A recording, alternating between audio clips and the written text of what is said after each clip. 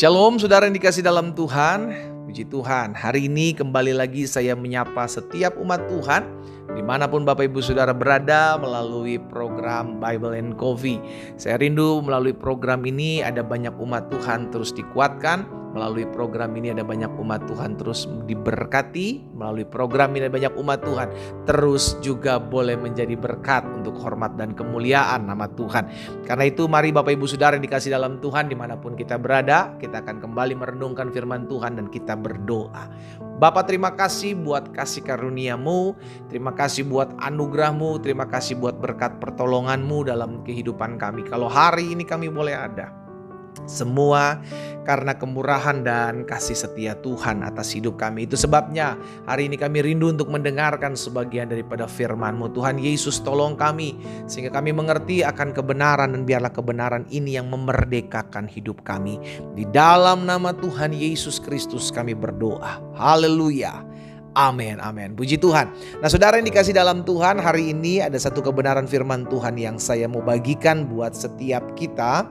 Di dalam Yosua pasalnya yang ke-21, Yosua pasal 21 ayat yang ke-43 sampai dengan ayat 45.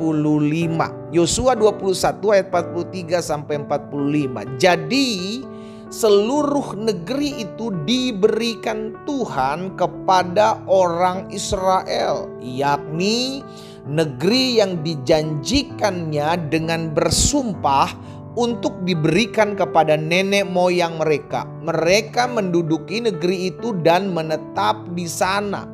Dan Tuhan mengaruniakan kepada mereka keamanan ke segala penjuru, tepat seperti yang dijanjikannya dengan bersumpah kepada nenek moyang mereka. Tidak ada seorang pun dari musuhnya yang tahan berdiri menghadapi mereka. Semua musuhnya diserahkan Tuhan kepada mereka. Ayat 45. Dari segala yang baik yang dijanjikan Tuhan kepada kaum Israel, tidak ada yang tidak dipenuhi, semuanya terpenuhi. Saudara yang dikasih dalam Tuhan, Alkitab mencatat bahwa Allah kita adalah Allah yang menepati janjinya. Amin. Sekalipun proses waktu itu ada, tidak gampang bangsa Israel untuk mendapatkan digenapi apa yang dijanjikan dalam kehidupan mereka, saudaraku. Itu sebabnya mereka tetap harus melewati yang namanya padang gurun. Mereka harus melewati namanya pembentukan. Mereka harus melewati proses dengan penuh kesabaran. Mereka harus hadapi. Tapi di end of the day-nya mereka menerima. Sama-sama bilang sama saya, mereka menerima apa yang Tuhan janjikan dalam hidup mereka. Itu sebabnya baik di ayat 43 maupun di ayat 44 ada satu kata yang sama sudah dikasih dalam Tuhan, yakni seperti yang dijanjikan Tuhan kepada mereka. Seperti yang dijanjikan Tuhan. Jadi seluruh negeri itu diberikan Tuhan kepada orang Israel, yakni negeri yang dijanjikannya, ya, dengan bersumpah untuk diberikan kepada nenek moyang mereka. Mereka menduduki negeri itu dan menetap di sana. Tuhan mengaruniakan keamanan seperti yang dijanjikannya dengan bersumpah kepada nenek moyang mereka. Jadi apa yang Tuhan lakukan, oh haleluya, adalah berdasarkan apa yang Tuhan janjikan. Saya ulangi sekali lagi. Apa yang Tuhan lakukan adalah berdasarkan dengan apa yang Tuhan janjikan dalam hidup umatnya. Itu sebabnya kenapa setiap kita perlu menyadari apa sih yang Tuhan janjikan dalam hidup saya. Tuhan menjanjikan bahwa aku menyertai kamu sampai kepada kesudahan zaman. Maka itulah yang akan dilakukan, saudaraku. Sekalipun kita berkata, tapi pendeta, kalau Tuhan menyertai saya, kalau Tuhan janji akan menolong hidup saya, kenapa hal ini menimpa saya? Kenapa hal itu menimpa saya? Tahukah saudara, Tuhan berjalan bersama-sama bangsa Israel di depan mereka dengan tiang awan di waktu siang dan tiang api di waktu malam. Tapi bukan berarti disertai Tuhan mereka tidak mengalami peperangan. Bukan berarti mereka disertai Tuhan lalu mereka tidak mengalami proses seperti kelaparan, kehausan. Justru dengan kita bersama-sama dengan Tuhan, maka Tuhan memberikan kesempatan buat setiap kita untuk dibentuk, untuk dilatih, untuk dididik, untuk diajar, untuk dimurnikan. Sehingga dengan demikian kita menjadi pribadi-pribadi yang tough, pribadi-pribadi yang kuat menghadapi setiap badai kehidupan. Jadi ingat ya, Bukan berarti Tuhan menyertai kita nggak bisa dikecewakan saudara. Yusuf, Alkitab mengatakan dia disertai Tuhan. Tetapi apa yang terjadi kalau kita lihat, dia dihianati, dia difitnah, dia masuk penjara. Tetapi pada akhirnya Tuhan menggenapi apa yang Tuhan janjikan dalam hidup Yusuf. Siapa Daud?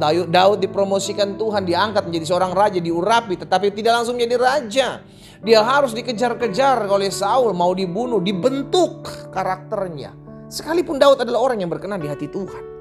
Jadi kalau kita lihat setiap orang yang Tuhan percayakan menjanjikan dalam kehidupannya, kita mesti lihat bahwa ada pembentukan, ada pelatihan, ada pendidikan di sana. Tapi kita lihat di akhir kisah hidupnya selalu ada penggenapan akan janji Tuhan. Apapun yang saudara dan saya alami, hadapi hari-hari ini, dengar baik, maju saja, berjalan saja. Karena kita tahu kok kita pribadi yang dikasihi Tuhan. Alkitab mencatat Tuhan sendiri yang menyampaikan bahwa engkau terukir di telapak tanganku. Engkau berharga di mataku. Engkau biji mataku. Engkau kepunyaanku.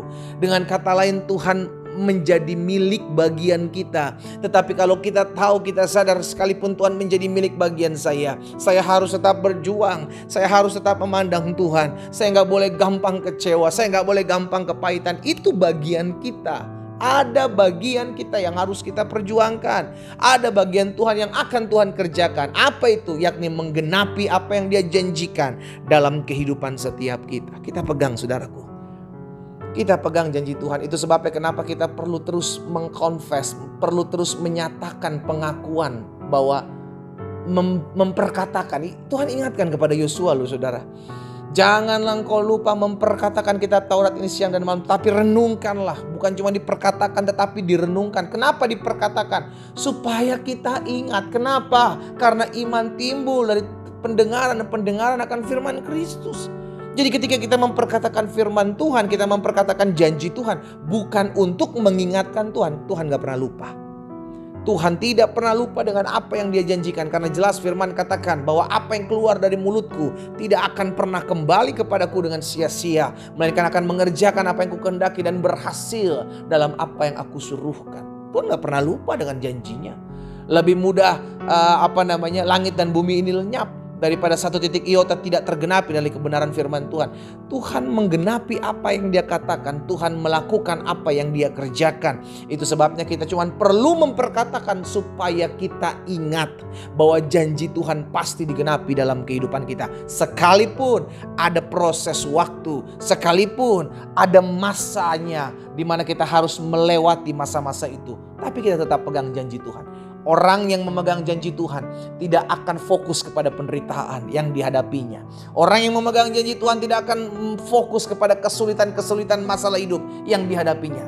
Orang yang memegang janji Tuhan tetap memandang Tuhan sambil berkata, Tuhan 1000 boleh rebah di sisi kiriku, 10.000 boleh rebah di sisi kananku, tapi aku percaya itu tidak akan menimpaku, sebab ada tangan Tuhan yang kuat yang menolong dan membela kehidupanku.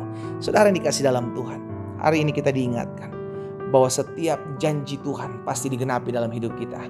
Sekarang jadi pertanyaan, sudahkah kita pegang janji Tuhan?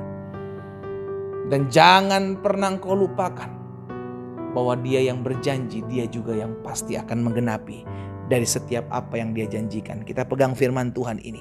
Dari segala yang baik yang dijanjikan Tuhan kepada saudara dan saya, tidak ada yang tidak dipenuhi. Semuanya terpenuhi. Kita berdoa, kita datang kepada Tuhan. Bapa, dalam nama Yesus kami bersyukur. Kami punya Allah yang menepati janji-janjinya. Kami punya Tuhan yang menggenapi apa yang Kau katakan dalam kehidupan kami. Itu sebabnya hari ini ketika kami mendengarkan firman Tuhan, biarlah Tuhan dapati kami tetap terus memegang janji Tuhan.